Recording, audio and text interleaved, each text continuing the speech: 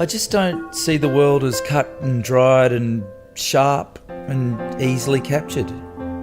It's a beautifully complicated beast, don't you think? Just so many shades and colours, light, dark.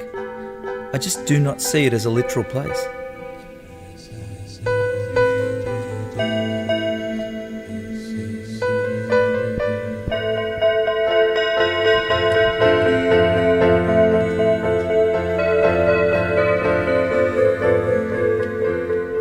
I fish. I wander the streets and paddocks and dance halls and theatre foyers and pretty much anywhere, and I fish. Some days I haul in a big fat beauty, other days just thin air.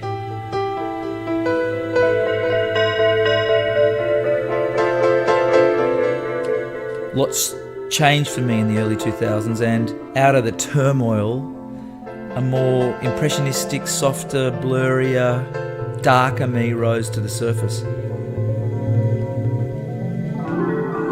They were almost out-of-body experiences, really, shooting in those days.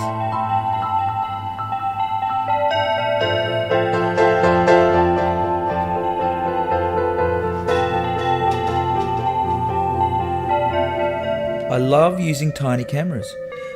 I prefer to walk around not looking like a photographer, but, rather like a tourist.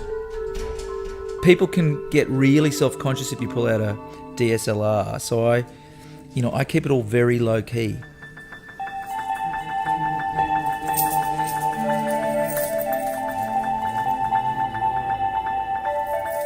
I know everyone says it's all about light, but there has to be a story running for me to plug into.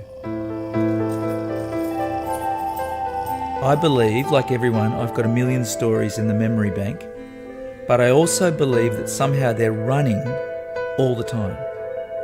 And rather than old film reels stuffed on a dusty old shelf, these films are running all the time.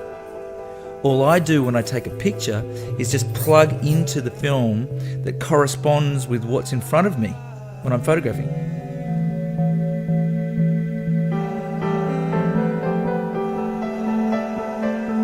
The magical, surreal part of it all is that one day, these strange, awkward fragments of moments suddenly look down at me from a wall in a gallery.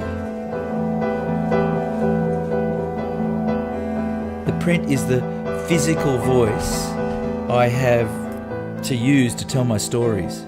And I'm very picky when it comes to printing. Honestly, there's so much at stake in this final stage of my art. It's when I really push for the big results. It's so beautifully odd, these images now printed huge on a wall.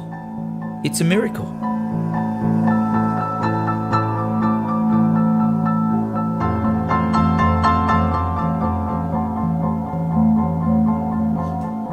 Sometimes I think photography for me is like opening a jar and letting the spirits out or in or something.